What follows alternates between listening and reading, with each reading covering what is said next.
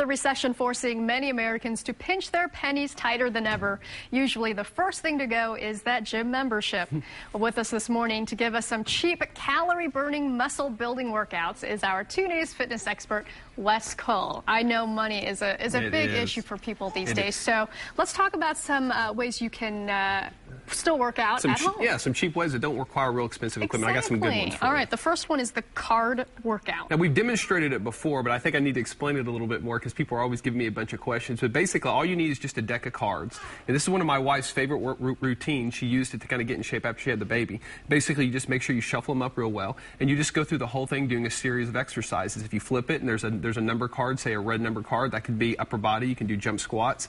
Then you switch it back up again. Any type of black number card can be lower body, and you just keep going back and forth. You might get 3 or 4 lower body exercises in a row and really get a good burn, and then you might switch it. Aces and jokers can maybe, a calisthenics of another sort, maybe crunches or something. But if you go through the whole thing, I guarantee, or even half a deck, I mean, that's a good workout. It was invented by a wrestler, so it's also a very good cardio workout. But it's kind of a new twist, kind of a fun way to do maybe a workout at home. And like I said, a deck of cards will only run you maybe a couple of dollars. Yeah, so a lot of variety, yes, too. Yes, it's a cheap way to stay in shape. Exactly. All right, the second tip you have is the jump rope. Well, I get questions. People call me all the time. What kind of treadmill do I need to get? Elliptical. But, elliptical, especially the good kinds, they can range anywhere from $2 to $4 grand. Oh, wow. So, I mean, that's a big commitment. But it's worth mentioning that the jump rope still, to this day, even after all of our advancements, that's still one of the top calorie burners. You can burn up to 1,000 calories an hour jumping rope. And the jump rope just won't cost you very much. Kyle's going to demonstrate right here. Now, jumping rope, if you haven't done it since grade school, it's a little bit harder. As you can see Kyle right here, he's barely hopping up. So jumping rope isn't a real high-impact exercise like a lot of people say. I'd recommend doing 3-4 minute rounds, resting a little bit, doing 10-15 minutes solid of jumping rope. It's pretty hard, but I'm telling you, thank you, Kyle. If you can get in shape where you can go half an hour or 20 or 30 minutes, I'm telling you, it'll burn some calories. And it looks pretty easy. It does. I mean, it takes a little bit of time to get used to it, but just a basic little hop, I guarantee it'll be good. And that's a high quality jump rope. That'll cost them only about $40, and a cheaper one, maybe $20. Bad. Exactly. It's a good deal. All right, the third tip, group training. Now, group training is, in my opinion, one of the best things. There's a lot of people psychologically that just can't find time or find a way, find motivation to work out at home. So it's really worth mentioning that maybe thinking about, maybe looking at a gym. I talked to a lady that she lost over 65 pounds doing spin classes 3 or 4 times a week, and she did it at a local Y. It was very affordable, very cheap. And so it's worth kind of looking before you give up your gym membership. I tell people all the time that if your gym membership's a little too expensive, look around, because right now it's a buyer's market, and there's a lot of gyms, a lot of local little clubs that they'll work with you. Exactly. So, they want some business. They do, right now especially.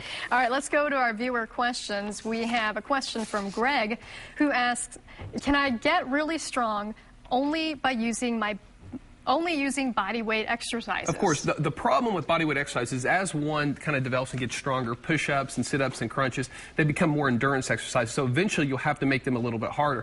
But I guarantee you there are some body weight exercises that can challenge even the strongest guy. For example, right here, Kyle, we've done a lot like a basic jump squat. Kyle, go ahead and demonstrate a jump squat. Okay? Just like that. It's a pretty good exercise, but as you get comfortable with it, oftentimes people just get too strong and go ahead and go right into a single leg squat. This right here is very hard. Okay? But like I said, there's always ways that you can manipulate body weight exercises. We'll do maybe another segment someday on advanced lifts like that, but I guarantee you there's some great ways. You just want to make sure that you're ready for it before you start. And the last question is from Ariana. Why am I hurting my back when I do squats?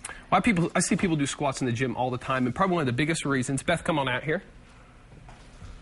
This right here is probably one of the #1 reasons people hurt themselves on the squat. As you can see, when Beth comes down, what happens is when people go down and then they lift their hips up before they actually go all the way up. And as you can see right here, just freeze. This is putting all the pressure on your back. All that weight is driving straight down. Ow. And that's one of the reasons why people hurt their back so much on squats. Make sure when you go down low, keep the weight at the center of your foot, and make sure your hips and your shoulders raise up at the same time. That way you'll be able to isolate the glutes and the quadriceps. It'll be a great workout. Gotcha. But just be very, very careful. Very effective. Be very careful. Make sure you have the technique down before you load a lot of weight on your back. All right. Well, thanks so much for that advice. And if you have a question that you'd like Wes to answer, just go to the health section of our website, kjrh.com, or call Wes, or even visit him at his gym, 46th, just east of Sheridan.